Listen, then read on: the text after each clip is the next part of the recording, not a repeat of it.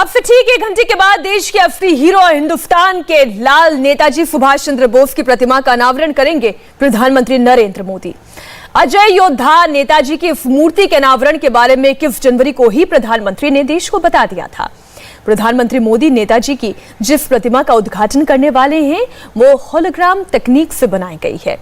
बाद में इसी जगह पर नेताजी की ग्रेनाइट से बनी हुई भव्य प्रतिमा लगेगी। ये प्रतिमा 28 फीट ऊंची होगी, 6 फीट चौड़ी होगी, लेकिन विरोधी दलों ने मोदी सरकार पर इस फैसले को लेकर एक बड़ा ऐतराज भी जताया है। उन्होंने इसे सैनिकों के सम्मान से जोड़ा है। दरअसल प्रधानमंत्री नरेंद्र मोदी ने इस बात का ऐलान उस दिन किया जब इंडिया गेट पर अमर जवान ज्योति को लेकर विपक्ष अपनी सियासत गरमा रहा था।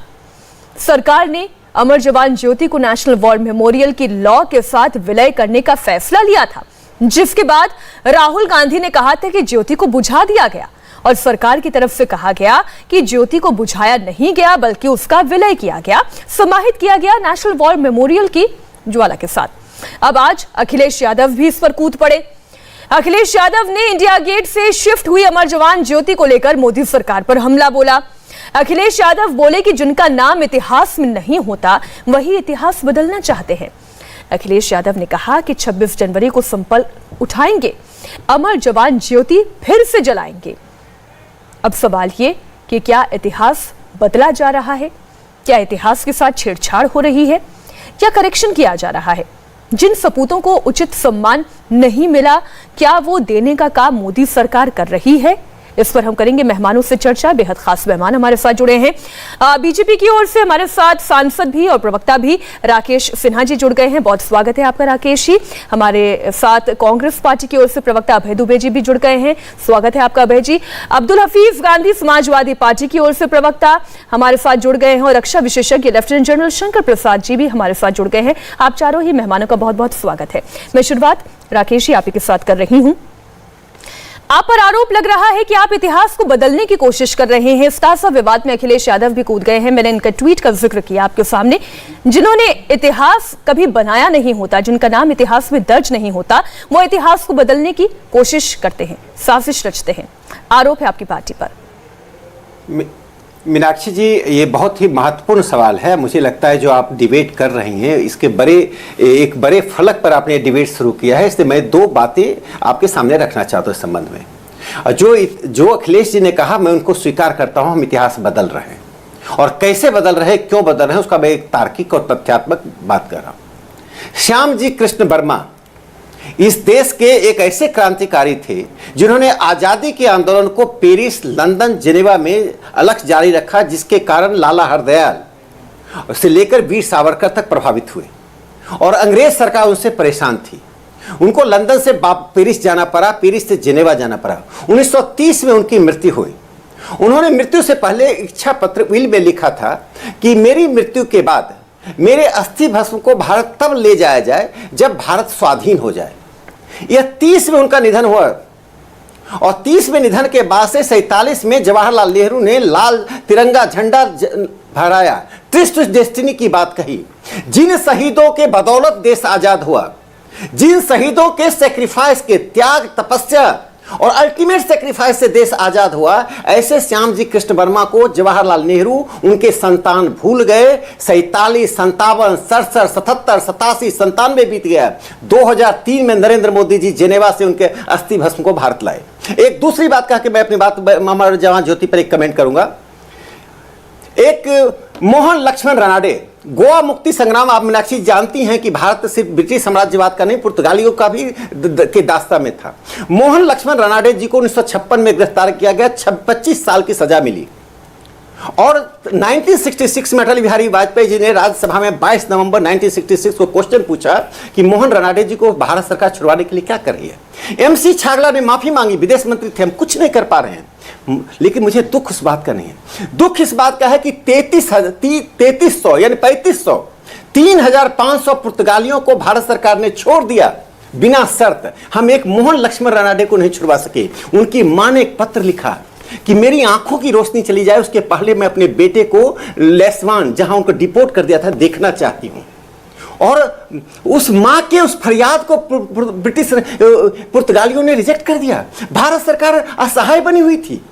आपने शहीदों के साथ, आपने स्वतंत्रता सेनानियों के साथ जो किया, आज प्रधानमंत्री नरेंद्र मोदी जी श्याम जी कृष्ण वर्मा को जो सम्मान दिया उसी सुभाष चंद्र बोस को दिया। मैं एक बात यहां और बताना चाहता हूं, मैं कोई ऐसी बात नहीं कर रहा हूं जो तथ्यात्मक नहीं है। राज्यसभा लोकसभा का डिबेट पर जाइए। 1950 के दशक में राज्यसभा लोकसभा में सवाल पूछे गए कि सुभाष चंद्र बोस की का स्टैच्यू क्या दिल्ली में लगाया जाएगा, और कांग्रेस की सरकार ने गोल मटोल जवाब दिया। सुभाष चंद्र बोस को विवादों में, क्षुद्र विवादों में लपटा कर रखा गया। पहली बार सुभाष चंद्र बोस को देश की राजधानी में, वो दिल में बसते हैं। नेहरू जी का सम्मान कम नहीं होता यदि सुभाष चंद्र बोस को सम्मान करते। तो मैं कहना चाहता हूं कि अमर जवान ज्योति का अखंडित रूप वार मेमोरियल, हमारे रक्षा विशेषज्ञ लेफ्टिनेंट जनरल शंकर जी बैठे हुए बताएंगे। सेना की कब से ये मांग रही है एक वार मेमोरियल बना जाए। सभी देशों में एक वार मेमोरियल होता है। 71 में जो शहीद हुए 3000 से अधिक सैनिक या 4000 सैनिक, और यहाँ 26,000 पूरे सैनिकों को जो 48 में, 62 में, 65 में, 71 में, कारगिल में और अब तक जो शहादत हुई, गोल्डन लेटर से उनके नाम लिखा गया, वहां एक ज्योति जलाई गई। आप शहीदों पर भी राजनीति करते हैं क्या? राहुल गांधी और अखिलेश यादव इतने घटिया स्तर पर चले गए, उनको मोहन लक्ष्मण रनाडे का नाम याद है?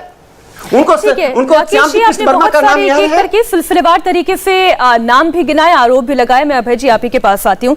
देखिए, मोहन लक्ष्मण रनाडे का नाम लेना, श्याम कृष्ण जी का नाम लेना, वॉर मेमोरियल जिसकी मांग खुद सेनानियों की रही है, उस वॉर मेमोरियल को अगर इस अंजाम तक पहुंचाया गया है तो इस बात की तो आपको तारीफ करनी चाहिए सरकार की।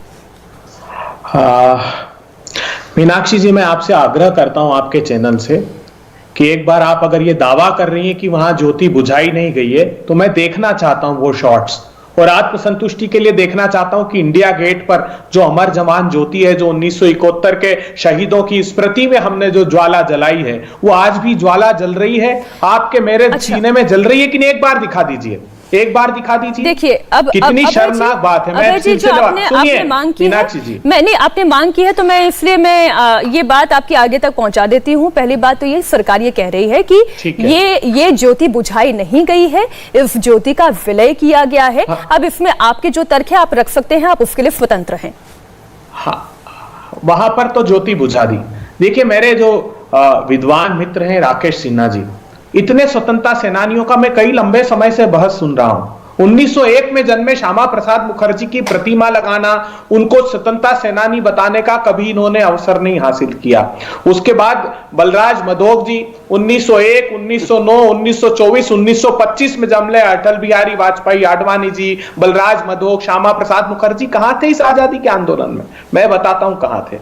मैं आदरणीय सुभाष चंद्र बोस जी को ही कोट करता हूं। सुभाष चंद्र बोस जी के जो भाषण हुए हैं उनको पब्लिश किया गया, उनके page number the Quit India Movement 145 page number पर क्या कहते हैं? I would request mister Jinnah and mister Savarkar and all those leader who still think of a compromise with Britishers to realise once all that in the world of tomorrow there will be no British empire. वो कहते हैं कि सावरकर और जिन्ना को मैं समझाना चाहता हूं कि कल अंग्रेजियों की हुकूमत नहीं होगी। क्यों समझा रहे थे सुभाष चंद्र बोस साहब? क्योंकि सुभाष चंद्र बोस साहब जब नारा दे रहे थे कि तुम मुझे खून दो मैं तुम्हें आजादी दूंगा, आजाद हिंद फौज का गठन करके, तब क्या कर रहे थे सावरकर साहब? 1941 में भागलपुर के अधिवेशन में प्रस्ताव पारित करते हैं, 23वें अधिवेशन में, और कहते हैं हिंदुस्तान के युवाओं ज्यादा से ज्यादा संख्या में बरतानिया हुकूमत में, अंग्रेजी सरकार की सेना में भर्ती हो जाओ। अर्थात किसके खिलाफ लड़ रहे हैं? वो सुभाष चंद्र बोस। अच्छा भाई जी,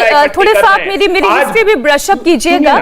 नहीं, आप मेरी भी थोड़ी सी हिस्ट्री ब्रशअप कीजिएगा। अगर आप आईएनए की बात कर रहे हैं तो जिस तरीके से एक हिंसक क्रांति की भी तो बात होती है। उन्होंने कहा खून दो मैं तुम्हें आजादी दूंगा। उन्होंने कहा कि मांग कर आजादी नहीं मिल रही है तो हम लड़कर आजादी लेंगे। लेकिन इसी तरीके की आजादी के खिलाफ महात्मा गांधी खड़े थे ना? अगर मैं गलत हूं तो आप मुझे बताइए। वो इस तरीके की फौज के तो खिलाफ थे, वो एक अहिंसक आंदोलन करना चाहते थे। महात्मा, देखिए बहुत अच्छा प्रश्न आपने किया। 1944 रंगून रेडियो, सुभाष चंद्र बोस जी दूसरी जब आक्रमण की बात करते हैं तो संदेश किसके नाम देते हैं? महात्मा गांधी के नाम देते हैं। महात्मा गांधी और जवाहरलाल नेहरू के नाम पर अपनी ब्रिगेड का नाम रखते हैं वो, लेकिन शर्मनाक बात यह है कि ये जो छद्म वेश धारण करके राष्ट्रीय स्वयंसेवक संघ, हिंदू महासभा, ये अस्तित्व में थे इनके दल। एक उदाहरण दे दें जब सुभाष चंद्र बोस का सहयोग दिया हो। आज मैं चुनौती देता हूं, आरएसएस ने 1947 के पहले एक बार वंदे मातरम गाया हो तो प्रमाण दे दे। वंदे मातरम गाने का साहस नहीं था, नहीं तो बरतानिया की हुकूमत में होते। 1942 का वो अवसर मैं गिनाना चाहता हूं जब मातांगी हाजरा तामलुक की डिस्ट्रिक्ट में वंदे मातरम का उद्घोष कर रही थी। बूढ़ी गांधी 5000 कांग्रेसियों के साथ एक के बाद एक 5 गोलियां सीने में मार दी। तब श्यामा प्रसाद मुखर्जी क्या कर रहे थे? वो तब बंगाल की असेंबली में प्रस्ताव पारित कर रहे थे कि भारत छोड़ो आंदोलन को कैसे कुचलना है। 10 बिंदुओं का प्रस्ताव गवर्नर को दिया। तो ये लोग सुभाष चंद्र बोस के,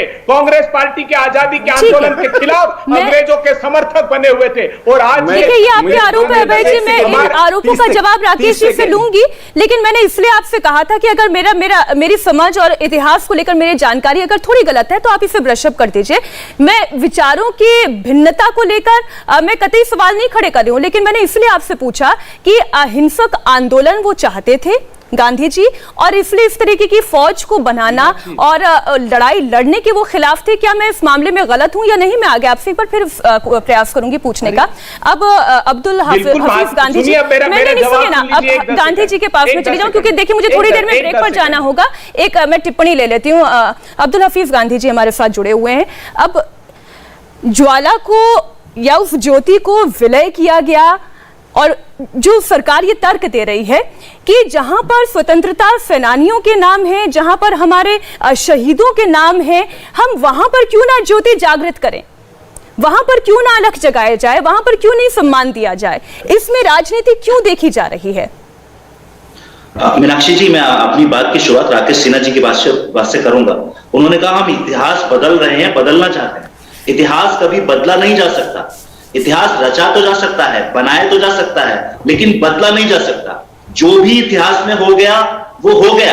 अगर 1972 में अमर जवान ज्योति प्रज्वलित हुई तो वहां पर हुई। सैनिकों को सम्मान पिछले 50 सालों से अमर जवान ज्योति के द्वारा दिया जा रहा है, तो वो इतिहास का हिस्सा है, आप उसे बदल नहीं सकते।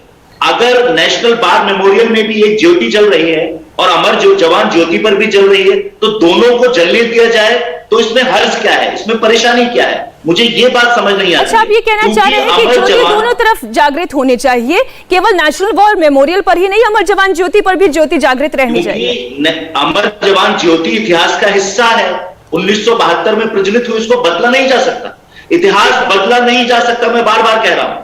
जो भी इतिहास में घटित हो गया वो वैसे ही रहना चाहिए। मैं समझ गई आपकी बात। हफीज जी, मुझे ये बताइए, आप ये चाह रहे हैं कि नेशनल वॉर मेमोरियल पर भी रहनी चाहिए, अमर जवान ज्योति पर भी रहनी चाहिए, मैं ठीक हूं? बिल्कुल रहनी चाहिए। दोनों का अपना महत्व है, और बहुत सारे पूर्व सैनिकों ने कहा है, जो बहुत ही महत्वपूर्ण पदों पर रहे, उन्होंने कहा है कि दोनों अपनी जगह रह सकते हैं।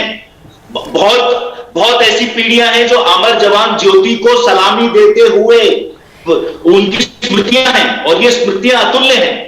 कोई कंपैरिजन नहीं किया जा सकता। आपका तर्क है, और इसके पीछे आप ये कह रहे हैं कि इसलिए सरकार इतिहास बदलने की कोशिश कर रही है क्योंकि उसकी अपनी वैल्यू है, उस वैल्यू को खत्म करने का प्रयास किया जा रहा है। लेफ्टिनेंट जनरल शंकर प्रसाद जी हमारे साथ जुड़े हैं। सर, मैं इस पर आपकी राय जानना चाहती हूँ। ये जो अमर जवान ज्योति की लॉ को लेकर जो सियासत हो रही है, विवाद खड़ा हो रहा है, क्या वाकई में इतिहास बदलने की एक साजिश रची जा रही है और हमारी आंखों के सामने हो रही है और हम समझ भी नहीं पा रहे हैं? क्या वाकई ऐसा है? देखिए, इसका वाद विवाद 2-3 दिन से चल रहा है और हम सब सुन रहे हैं, सब तरफ के पक्ष सुन लिए। अब मेरी 2-3 बातें अगर आप सुनने को तैयार है तो मैं बता दूं जी। 1971 में दिसंबर के महीने में युद्ध चल रहा था ईस्ट पाकिस्तान और वेस्ट पाकिस्तान के साथ, और वो युद्ध घमासान चल रहा था। रिपब्लिक डे 26 जनवरी को 72 में होना था। तो उस समय भारत सेना ने प्रधानमंत्री से कहा कि इस साल हम रिपब्लिक डे परेड नहीं कर पाएंगे क्योंकि हम युद्ध में व्यस्त हैं और सारी सेनाएं वहां पर नहीं पहुंच पाएंगी। तो उन्होंने कहा ठीक है, मत कीजिए आप। तो जब 17 दिसंबर को हमने विजय प्राप्त कर ली, ईस्ट पाकिस्तान को लिबरेट करके बांग्लादेश बना दिया, वेस्ट पाकिस्तान को डिफीट कर दिया, तब प्रधानमंत्री ने आर्मी चीफ साहब से कहा कि देखिए अब तो हमें विक्ट्री मिल गई है, अब हमें कहीं ना कहीं जगह पे जाके एक श्रद्धांजलि देनी चाहिए अपने जवानों को जिन्होंने 1971 वॉर में अपना पूरा योगदान दिया, अपनी जान दी। तो उस समय मुश्किल से 2-3 हफ्ते रह गए थे रिपब्लिक डे को आने के लिए। 2-3 हफ्ते के अंदर ऐसी जगह ढूंढना इतना आसान काम नहीं था। तो आर्मी चीफ बड़े उस समय बड़े डायनामिक थे, उन्होंने कहा आप चिंता न करें, हम कुछ ना कुछ इसका प्रबंध करेंगे। तो उन्होंने जल्दबाजी में इंडिया गेट के नीचे एक मिलिट्री इंजीनियरिंग सर्विस के द्वारा एक अमर जवान ज्योति को लगा दिया। उसको लगाने में मुश्किल से 8-10 दिन लगे होंगे शायद, क्योंकि एक छोटा सा चबूतरा बना के काले पत्थर का, उस समय तो काले पत्थर भी था कि सफेद पत्थर पे उन्होंने अमर जवान ज्योति दर के राइफल रख के और ज्वाला जलाने का प्रबंध करा दिया। तो ये एक टेम्पररी सिस्टम था जो कि उस समय 10-15 दिन में करना जरूरी था, क्योंकि प्रधानमंत्री ने इस तरह से एक रिक्वेस्ट की और आर्मी ने कहा जी हम जरूर करेंगे। तो ये हो गया। 26 जनवरी 72 में प्रधानमंत्री ने जाके वहां पे अपनी जो देनी थी उन्हें सॉल्व देनी थी वो दे दी उन्होंने, वहां पे अपनी रीत रख दी जाके वहां पे। बहुत अच्छा हुआ, पूरा देश बहुत उससे खुश हुआ, आर्म फोर्सेस खुश हुई। उस दिन से लेके अब पिछले अगले 45 साल तक भारत सेना ये कहती रही, मैं उस समय सर्विस में था, हमने बहुत दफा कहा कि एक हमारा वॉर मेमोरियल होना चाहिए जहां पे जो टेम्पररी बना है इसको दुरुस्त जगह दुरुस्त तरीके से बनाया जाए, जिस तरीके से मेमोरियल बनते हैं वर्ल्ड ओवर।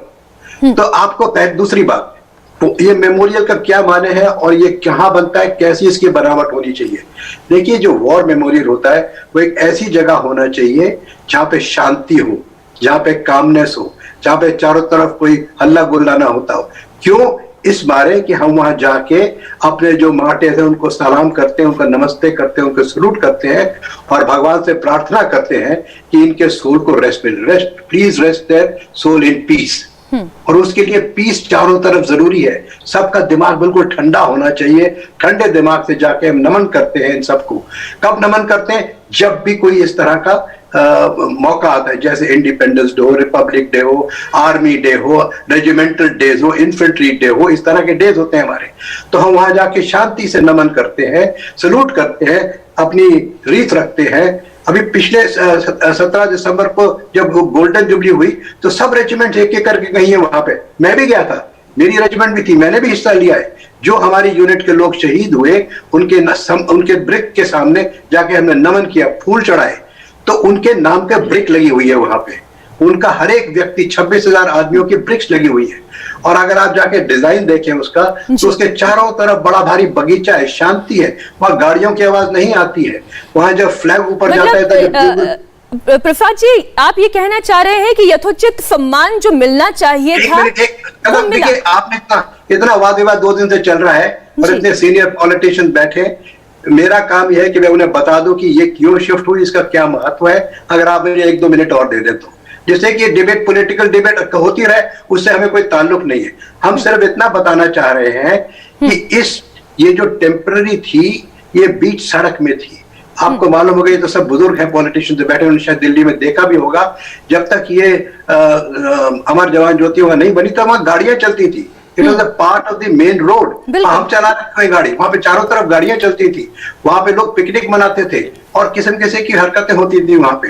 तो मैं ये कहता हूं कि वॉर मेमोरियल एक ऐसी जगह होती है जहां हमेशा शांति रहे, और जहां मैं तो यहां तक कहूंगा कि ये बुझाई नहीं गई है, इसको ट्रांसफर किया गया है। इसको एक मशाल से अपनी मशाल में लेके और रिलीजियस तरीके से, आर्मी के तरीके से ले जाया गया है और वहां पे इसको जला दिया गया। यानी कि अच्छा, लेकिन सर एक और चीज क्लियर करिएगा कि जो अमर जवान ज्योति पर जो लॉ थी, क्या वो जैसे ही विलय हो गई लॉ नेशनल वॉर मेमोरियल में, उसके बाद फिर वो लॉ ऑटोमेटिकली वहां पर अब नहीं जलाई जाएगी?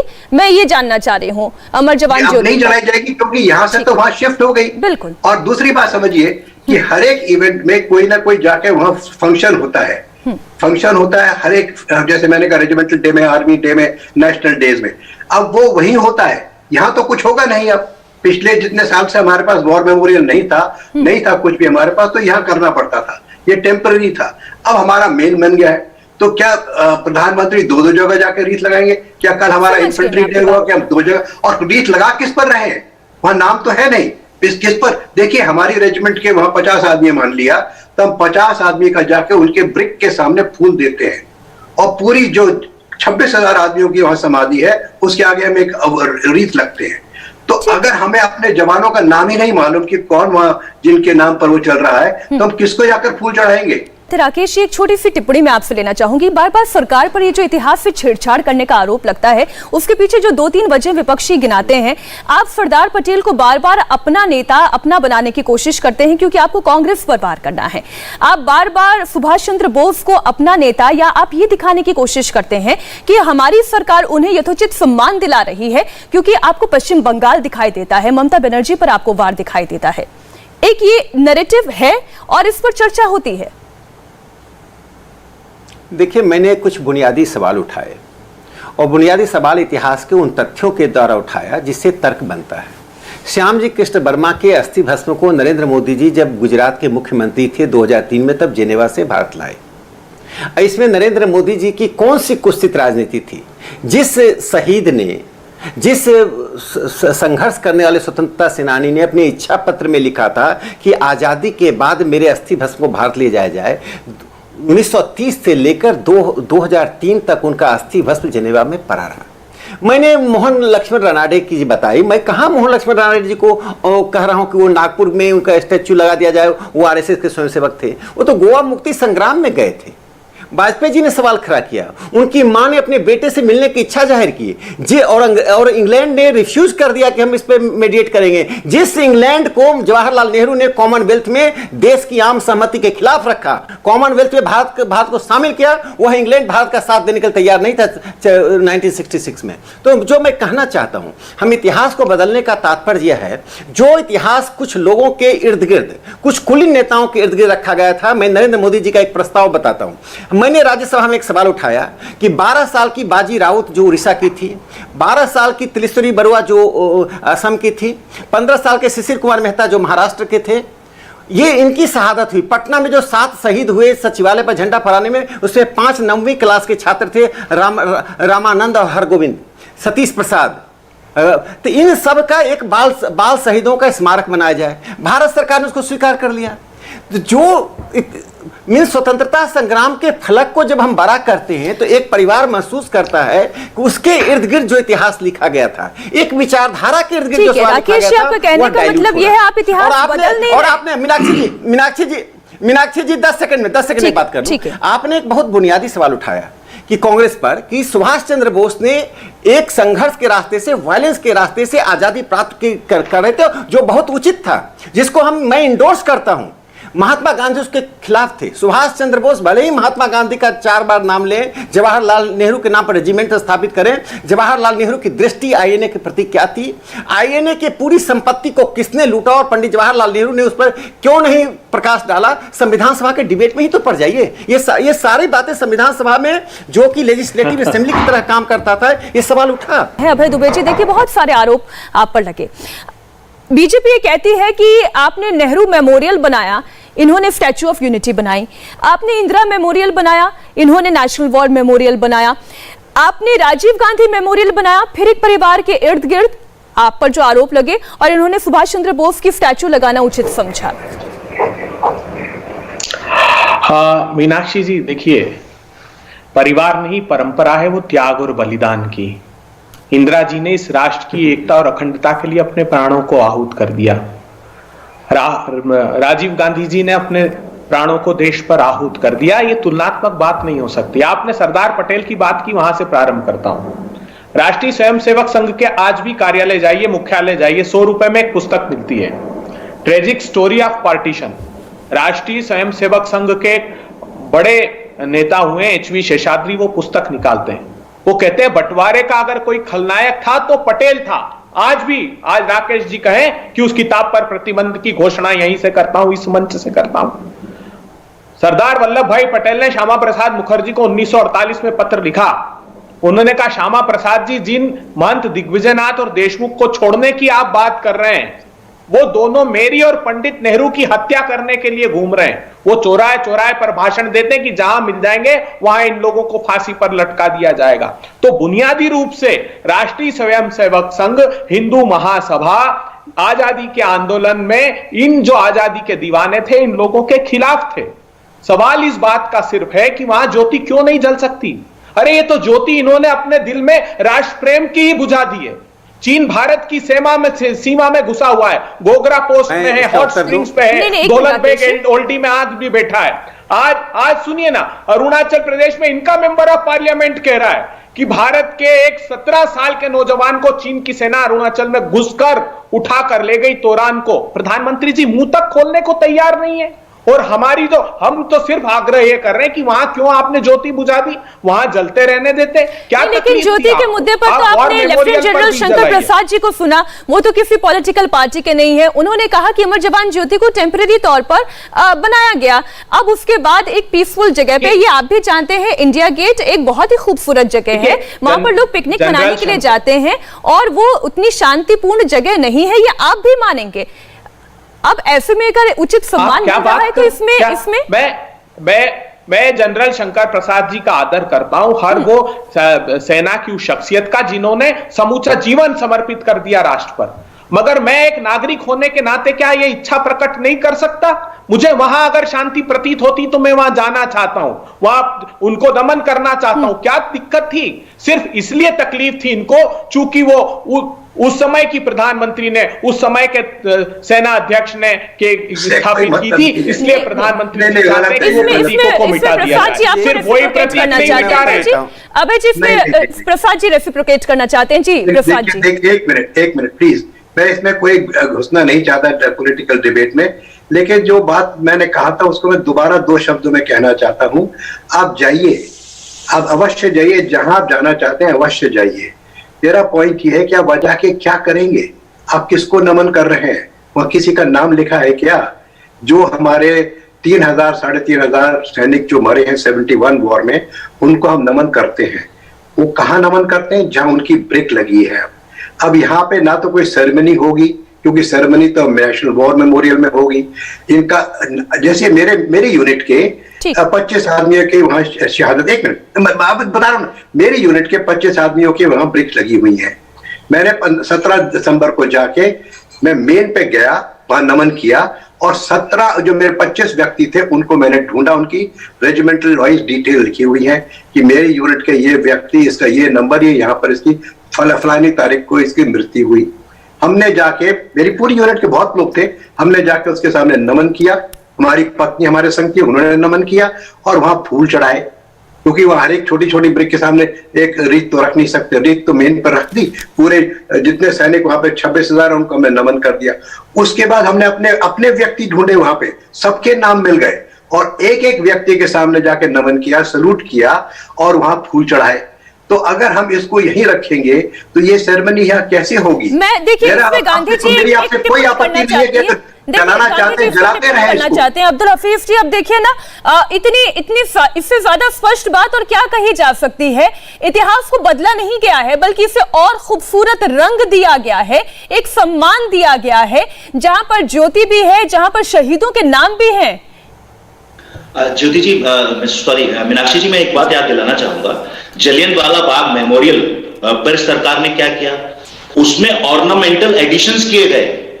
जलियनवाला बाग जिस तरह से है उस तरह से हम उसकी स्मृति में लाना चाहते हैं, लेकिन आपने देखा कि इस सरकार ने क्या किया? इस सरकार ने ऑर्नामेंटल एडिशंस करके उसको क्या, मतलब आप ये कह रहे हैं कि नेशनल वॉर मेमोरियल में ऑर्नामेंटल हुआ ये काम? नहीं, मैं ये नहीं कहना चाह रहा हूं। जो जहां पर है अभी जनरल साहब ने कहा कि वो एक टेम्पररी अरेंजमेंट था, लेकिन 50 साल तक अगर एक चीज एक जगह रहेगी तो उसका एक हिस्टोरिकल फैक्ट है, उसके साथ एक एस्थेटिक वैल्यू जुड़ी हुई है, उसके साथ कहीं ना कहीं एक हमारा इमोशनल कनेक्ट भी है। और सर मतलब आप, मैं देखिए थोड़ा सा मुझे जस्टिफाई करिए ना, आप थोड़ा सा इसे गांधी जी जस्टिफाई करिए ना। नेशनल वॉर मेमोरियल में शहीदों के नाम हैं, वहां पर एक लॉ जग रही है, आप शहीदों को वहां जाकर नमन कर सकते हैं। क्या ये एक अच्छा कदम नहीं है? क्या ये नहीं होना चाहिए था? नहीं, मैं आपसे पूछना चाहता हूं कि यदि 50 साल से हम एक जगह नमन कर रहे हैं किसी को, तो उसमें आपत्ति क्या है? नहीं तो ये बात आप अभय दुबे जी से पूछिए, पिछले 50 सालों में क्यों नहीं कुछ हुआ? एक नेशनल वॉर मेमोरियल बन जाता तो इसका मतलब, मीनाक्षी जी, इसका मतलब मेन सवाल ये होता है कि 50 साल क्यों लग गए इसको बनने में? ठीक है, नहीं, मैं एक छोटा सा रिएक्शन लेके फिर ब्रेक पर जाऊंगा। अभय Dubey ji, national war memorial पहले ही बन जाता, 50 साल क्यों लग गए इसको बनाने में? मीनाक्षी जी, मैं आग्रह पूर्वक पूछना चाहता हूं। 1,22,525 पद सेना में खाली हैं। मोदी जी ने क्यों नहीं बनाए? इंडिया वो हमने जो माउंटेन स्ट्राइक ड्रॉप चीन से लड़ने के लिए 98,000 सैनिकों की अलग प्रस्ताव रखा था 2013 में, मोदी जी ने ड्रॉप क्यों कर दिया? तो हर परिस्थिति के दृष्टिगत ये बात होती है और हमने लोकसभा में बाकायदा जवाब दिया गया है कि उनकी सुनिए, सेना को तय करनी थी जगह, हमने इस बजटरी प्रोविजन भी किया और सेना से आग्रह किया, 5 स्थान तय हुए थे। ऐसा नहीं था कि हम उसका हमारी मंशा नहीं थी बनाने की। सर ये कौन से साल में हुआ जो पेपर आपने पकड़ा हुआ है? ये 2013 का लोकसभा का जवाब है और जो लोकसभा में प्रश्न पूछा है महाबली सिंह साहब ने सवाल पूछा, उसके जवाब में हमने ये दिया है। सर, और उस इस समय देश पर सबसे ज्यादा राज करने वाली सरकार कांग्रेस पार्टी है और आप मुझे 2013 का अगर कागज दिखाएंगे तो आप उस जनता के साथ धोखा नहीं कर रहे हैं, आप उन फौजियों के साथ धोखा नहीं कर रहे जिनके सामने आप ये कह रहे हैं कि हाँ हमने जगह चिन्हित की थी। माफ करिएगा, ये तो कहते थे पड़ोसी बदला नहीं जा सकता। इंदिरा गांधी ने पड़ोस बदल के बता दिया था, अलग बांग्लादेश बना दिया। इंदिरा गांधी जी तो सल्यूट है, कौन सल्यूट नहीं करता? प्रसाद जी से पूछिए, वो सल्यूट करेंगे इंदिरा गांधी जी को उनके कृत्य के लिए, उनके इस कर्तव्य के लिए उनको वो सल्यूट करेंगे। लेकिन जहां गलती है वहां तो अभय दुबे जी मानेंगे ना? देखिए अभय दुबे जी, मैं इसलिए वापस आप ही के पास आ रही हूं, आपने मुझे 2013 का एक कागज दिखाया, सबसे ज्यादा लंबे वक्त तक आपकी सरकार रही। जब आप चाहते तब आप नेशनल वॉर मेमोरियल बना सकते थे, जब आप चाहते तब आप नेताजी सुभाष चंद्र बोस की स्टैचू लगवा सकते थे। आपने इंतजार क्यों किया और किस बात का किया? और आज जब ये काम हो रहा है तो आप प्रोत्साहित करिए ना, आप प्रोत्साहित करिए। हाँ तो मीनाक्षी जी देखिए, बहुत स्तरहीन और छोटी राजनीति का विषय होता है। अगर मैं ये आरोप लगा दूं कि 98 से 2004 अटल बिहारी वाजपेयी थे, उन्होंने भी निगलेक्ट किया, उन्होंने नहीं कहा, लेकिन मैं ये कहना नहीं चाहता। जब भी परिस्थितियां बनती और मैं बधाई देना चाहता हूं, अच्छा वॉर मेमोरियल बना है, लेकिन प्रधानमंत्री जी यहां जो ज्योति जल रही है उसको जारी रहने देते। अभी राकेश सिन्हा साहब ने वर्मा जी का जिक्र किया कि उनकी अस्थियां नहीं लेकर आई। मैं इस घृणित राजनीति में नहीं पड़ता। श्यामा प्रसाद मुखर्जी भी उस कैबिनेट के मंत्री थे, उन्होंने भी निगलेक्ट किया क्या? उन्होंने भी नहीं सोचा कि उनकी अस्थियां लेकर आई जाए आजादी के बाद? तो ये बहुत छोटी स्तर की मानसिकता है। मैंने प्रामाणिक तथ्य आपके सामने रखे हैं। हमने तो सिर्फ इतना आग्रह किया था कि वहां भी अगर ज्योति जलती तो एक प्रतीक के रूप में, जैसा अभी मेरे साथी अब्दुल भाई ने कहा कि हम लोग इतनी आस्था से, मैं जब भी दिल्ली रहता हूं वहां जरूर जाता हूं और मैं उन स्मृतियों को याद रखना चाहता हूं, तो क्या तकलीफ है? अभी जनरल शंकर प्रसाद साहब ने भी कहा कि अगर वहां जलती है तो जलती रहने दी जाए, क्या तकलीफ है? तो ये सिर्फ इतिहास रच नहीं सकते, इतिहास को इसलिए मिटाने की कोशिश। मैंने नहीं कहा, मैंने ये कहा कि अगर वहां जलेगी तब क्या करेंगे वहां जाके? आप किसको नमन कर रहे हैं? वो जिस व्यक्ति को आप नमन कर रहे हैं उसका नाम तो वॉर मेमोरियल में लिखा है। तो अगर आपको इतनी ही जरूरत है कि वहां पे एक लौ जलती रहे तो ठीक है, मैं उसमें मुझे कोई परेशानी नहीं है, लेकिन वहां जलने का मकसद क्या रहेगा भाई? मेरा सिर्फ देखिए, इसमें राजनीति आप लोग करिए, 3 जने आप लोग हैं, आप लोग बात करते रहिए, लेकिन जहां तक इसमें हमें एक पीसफुल जगह चाहिए जहां हम जाके अपने शहीदियों को नमन कर सके। अब यहाँ पे ना तो किसी का नाम था, किसको जाके हम नमन कर रहे हैं? हम एक जनरल नमन कर रहे हैं कि पूरे देश में जितने भी व्यक्ति नहीं, देखिए आप जो बात कर रहे हैं ना प्रसाद जी, मैं उसी सवाल को लेके जाती हूँ, मकसद क्या है आपका? मकसद क्या होगा फिर? आप शहीदों को ही तो नमन करना चाहते हैं ना? बिल्कुल। अब हम शहीदों को अगर श्रद्धांजलि अर्पित करना चाहते हैं तो कल से कोई कहेगा, मैं आदर करता हूं शंकर प्रसाद जी का, कि वहां प्रतिमा तो है ही नहीं, हम किस पर वहां पर जाकर नमन करें? मेरी आस्था अगर मेरे 50,000, सुनिए ना मीनाक्षी जी, सुनिए तो सही, 50,000 कांग्रेस के कार्यकर्ताओं ने बलिदान दिया, 50,000 से ज्यादा जो अंकित है इस पुस्तक में मेरे पास 3 खंड है, इसके एक बार पढ़िएगा। मैं तो ध्वज को नमन करके उन हजारों हजार कार्यकर्ताओं को नमन कर लेता हूं। अगर मैं उस ज्योति से उन हजारों सैनिकों को नमन करना चाहता हूं तो किसी को तकलीफ क्या है? क्या तकलीफ? राकेश सिन्हा जी प्रतीकात्मक ही सही, लेकिन अगर एक लॉ को अमर जवान ज्योति पर, हालांकि देखिए इसमें सबके मत अलग हो सकते हैं, लेकिन अभय दुबे जी की अगर आस्था वहां पर है, उनका मन वहां पर लगता है, उन्हें वहां जाकर शांति मिलती है, तो प्रतीकात्मक तौर पर एक वहां पर ज्योति क्यों ना जलने दी जाए? यह उनका तर्क है। राकेश सिन्हा जी देखिए, कुतर्क का कोई उत्तर नहीं होता है। और जब आदरणीय शंकर प्रसाद जी जो राजनीति के हिस्से नहीं है, और जो खुलकर कहते हैं कि आप 3 राजनीतिज्ञ हैं, जो बहस करना कर लीजिए, वो सेना की उस महान परंपरा को, त्याग तपस्या की परंपरा को प्रतिनिधित्व करने वाले एक ऐसे व्यक्ति हैं जिन्होंने पूरा जीवन सेना में रहते हुए, सेना के बाद देशभक्ति के अतिरिक्त कुछ सोचा नहीं। उनके लिए बीजेपी कांग्रेस का कोई महत्व नहीं है, उनके लिए इस बात का भी महत्व नहीं है कि देश में प्रधानमंत्री कौन है। वे देश की भूमि, देश के ध्वज और देश की अस्मिता के प्रति समर्पित लोग हैं। ऐसे लोगों के भी तर्कों को मैं 3 दिनों से ऐसे रिटायर्ड आर्मी ऑफिसर्स को सुन रहा हूं, और उसको भी कांग्रेस और समाजवादी पार्टी झूठ के पुलंड दे, काल्पनिकता के आधार पर भानुमति का कुनवा बनाकर यदि खारिज करती है तो मैं उनको समझा नहीं सकता। लेकिन मैं 2-3 बात देश के सामने रखना चाहता हूं। आपकी मीनाक्षी जी, आप बहुत बड़े फलक पर डिबेट कर रही हैं, मैं आपको बधाई देती हूं, जो बताता हूं, जो आपने एक बड़ा सवाल खड़ा किया है कि सुभाष चंद्र बोस का रास्ता और गांधी के रास्ते में बड़ा महत्वपूर्ण अंतर था, और समाजवादी पार्टी को तो बोलने का हक ही नहीं है। ये तो जाके पाकिस्तान में कोई ज्योति जला ले। जिन्ना की प्रशंसा करने अखिलेश यादव ने चुनाव का उद्घाटन जिन्ना जी के बारे में भी बोलिए, किस मुंह से आकर बोलते हैं? सिंह जी के बारे में बोलिए। इन जिन्ना भक्तों से किताबें लिखते हैं। अब पहले मैं बोल के पास आऊंगी, राकेश जी की बात पूरी कर ले, राकेश जी अपनी बात पूरी कर ले, हफीज जी मैं आप ही के पास आऊंगी, फिर राकेश जी बात पूरी कर लो। जसवंत सिंह जी ने अपनी बात समाप्त। ये तो कैराना में पाकिस्तान खड़ा कर देना चाहते हैं, ये तो कैराना में पाकिस्तान खड़ा कर देना चाहते हैं। ये किस मुंह से बोलेंगे? अगर इनमें हिम्मत है अभय दुबे में और इनमें, तो कह दें कि अलीगढ़ मुस्लिम विश्वविद्यालय से जिन्ना की मूर्ति को हटा दिया जाए, जिन्ना की फोटो को हटा दिया जाए। आप सुन लीजिए,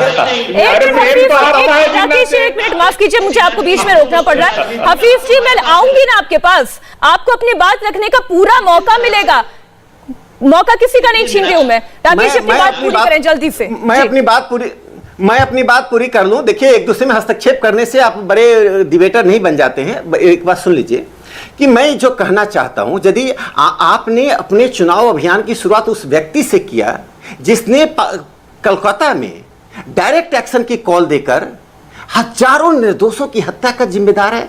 ऐसे खूनी, ऐसे फासिस्ट, ऐसे सांप्रदायिक व्यक्ति के बारे में यह कहना कि इतिहास में उसके साथ अन्याय किया गया है, यह अखिलेश यादव बोलते हैं, उसके प्रतिनिधि बनकर आप हमें देशभक्ति की पाठ पढ़ाते हैं। दूसरी बात मैं कहना चाहता हूं, देखिए मीनाक्षी जी, पूरे इतिहास की पुस्तक को गांधी नेहरू परिवार ने एक सीमित दायरे में देखने की कोशिश की। उसका एक बड़ा उदाहरण मैं सुभाष चंद्र बोस का देता हूं। जिन वामपंथियों के साथ गलबहियां करते हैं, जिसमें समाजवादी पार्टी भी हैं और राहुल गांधी भी हैं, जिस सीताराम येचुरी के साथ उठते बैठते हैं, ब्रेक और जो ब्रेक इंडिया का ब्रिगेड है उसका साथ देते हैं, कम्युनिस्ट पार्टी के अखबार ने, उसके प्रतिनिधि बैठे नहीं हुए, लेकिन अखिलेश जी अभी अभय दुबे जी को उनको जवाब देना पड़ेगा। कम्युनिस्ट पार्टी के अखबार ने, जनयुद्ध नाम था, पीपुल्स वॉर नाम था, उसने एक कार्टून छापा और सुभाष चंद्र बोस को कहा तोजो का कुत्ता, तोजो डॉग। ये हमें इतिहास पढ़ा रहे हैं, उनके साथ ये अलायंस बनाकर चलते हैं, उनके साथ सोनिया गांधी जी डिनर ऑर्गेनाइज करती हैं। दूसरी बात, आपको श्यामा प्रसाद मुखर्जी, सावरकर जी, हिंदू महासभा को जितनी गालियां देना दे दीजिए। मैं जो सवाल पूछना चाहता हूं कि आपने सरदार पटेल को अदना क्यों बना दिया? आपने सुभाष चंद्र बोस पर जब लोकसभा में सवाल पूछा गया, मोहसिना किदवई उसमें हेल्थ मिनिस्टर थी, सवाल पूछा गया कि सुभाष चंद्र बोस का स्टैच्यू क्यों नहीं लगाया जा रहा है, तो उसका जवाब आपने क्यों नहीं दिया? तीसरी बात जो मैं पूछना चाहता हूं कि मणिपुर के बैरांग में सुभाष चंद्र बोस जी का हेडक्वार्टर था। वहां पर पहली बार उन्हें आईएनए की सेना जब भारत में एंटर की, पहली बार तिरंगा झंडा आजाद भारत के रूप में आईएनए के लोगों ने फहराया। उसको आपने कितना इग्नोर किया? जब वाजपेयी जी की सरकार बनी तो उसको लिया गया, जब मोदी जी की सरकार बनी तो उसको स्वरूप दिया गया। और अंतिम बात मैं कहना चाहता हूं, मेरे मित्र प्रवक्ता समाजवादी, मीनाक्षी जी मुझे दूसरी डिबेट में जाना है कि जालियांवाला बाग में, ठीक है, मैं एक छोटी जालियांवाला बाग, हाँ मैं देखिए उन्हें आगे कहीं जाना है। मैं अभय जी की बात सुन लेते हैं हम लोग जल्दी से, उनको कहीं जाना है। अभय जी अपनी बात पूरी करें। देखिए किसी ने हाथ तो आपके रोके नहीं थे, बहुमत की सरकार आपकी रही, उनका कहना यह है कि आप जवाब ना दे पाए, ना स्टैच्यू बना पाए, ना इज्जत दे पाए। देखिए इज्जत किसने दी, ये बड़ी बड़ी बात कर रहे हैं। अरे साहब, जिन्ना के समर्थक कौन थे? वो आदित्यनाथ जी 4 साल पहले बयान दिया था कि शोभा नहीं देती तस्वीर हटा दूंगा, साहस नहीं हुआ, इतनी हिम्मत नहीं है मुख्यमंत्री में कि तस्वीर हटा दे। दूसरी बड़ी बात, कौन हो आप लोग, ये सुनो, फजलुल हक कौन था? फजलुल हक वो था जो 23 मार्च 1940 को लाहौर में अलग पाकिस्तान का प्रस्ताव पड़ा। श्यामा प्रसाद मुखर्जी साहब ने उस फजलुल हक के साथ आजादी के आंदोलन को कुचलने के लिए सरकार बना ली बंगाल में। और आप हमें कहते हैं 23 मार्च 1940 के लिए देश के प्रधानमंत्री जी अभी इमरान खान को चिट्ठी लिखते हैं और पाकिस्तान के स्थापना दिवस की बधाई देते हैं, और आप हमें बताते हैं ये सावरकर जी के लिए सुभाष चंद्र बोस जी लिख रहे हैं कि अंग्रेजों के साथ रहना बंद करो, जब हिंदुस्तान आजाद हो जाएगा, ये परमानेंट नहीं है ब्रिटिश का राज, ये सावरकर जी के लिए लिख रहे हैं। सावरकर जी प्रस्ताव पारित कर रहे हैं सुभाष चंद्र बोस के खिलाफ कि अपनी सेना अंग्रेजों में, हिंदू युवाओं तुम अंग्रेजों की सेना में भर्ती हो जाओ, और आप हमको पाठ पढ़ा रहे हो। आपका कोई योगदान रहा होता, इतिहास रचा होता तो इतिहास पुरुष होते, ऐसे दूसरों के इतिहास पुरुष को ओन करने की आवश्यकता नहीं। ठीक है, मैं आऊंगी राकेश जी आपके पास, लेकिन अब अब्दुल हफीज जी की बात रह गई थी। हफीज जी, मैं इतना कहना चाहूंगा कि यहाँ पर राकेश सिन्हा जी जो प्रोपेगेंडा चला रहे हैं वो ठीक नहीं है। जिन्ना भक्ति तो ये लोग करते हैं। लालकृष्ण आडवाणी जी ने क्या किया था? जिन्ना ही भक्ति तो की थी। जसवंत सिंह जी ने क्या किया था? जिन्ना ही भक्ति तो की थी। पूरी की पूरी किताब उनके प्रेस में लिख डाली। और जैसा अभी आबे दुबे जी ने बताया कि श्यामा प्रसाद मुखर्जी जो इनके आइडियलॉग हैं, उन्होंने तो मुस्लिम लीग के साथ सरकार बनाई थी। तो जिन्ना भक्ति साहब आप करते हैं, जिन्ना भक्ति हम नहीं करते। दूसरी बात, आपने अभी कैराना के पलायन की आप ही के हुकुम सिंह जी थे जिन्होंने ये इशू उठाया था, और उन्होंने 2016 में कहा था कि ये कम्युनल इशू नहीं है, ये लॉ एंड ऑर्डर का इशू है। तो ये बात का लॉ एंड ऑर्डर का इशू उठा ही क्यों? ये लॉ एंड ऑर्डर का इशू भी उठा क्यों? मैं बता नहीं, 340 परिवार की उन्होंने बात की थी, जिसमें से सिर्फ एक परिवार ने कहा था, कोई एक पेट्रोल पंप वाले थे जिन्होंने कहा हमें दिक्कत है और हम पलायन कर रहे हैं। बाकी जो परिवारों के कारण निकल कर आए, कोई जो है माइग्रेशन उन्होंने जॉब की वजह से की, किसी ने किसी वजह से की। ये जो भारतीय जनता पार्टी है, देखिए जल्दी से मैं अब्दुल जी, देखिए आपने जिक्र क्योंकि यूपी का छेड़ दिया, राकेश जी आपको थोड़ा भी इंतजार करना पड़ेगा। आपने जिक्र क्योंकि यूपी का छेड़ दिया। अब देखिए किठौर से आपने शाहिद मंजूर को टिकट दे दिया, उनके ऊपर 2 केस दर्ज है। बुलंदशहर से आपने हाजी यूनुस को टिकट दे दिया, उनके ऊपर भी मुकदमे दर्ज हैं। दौलाना से असलम चौधरी को आपने टिकट दे दिया, उन पर तो 27 मुकदमे दर्ज है, हिस्ट्री शीटर है।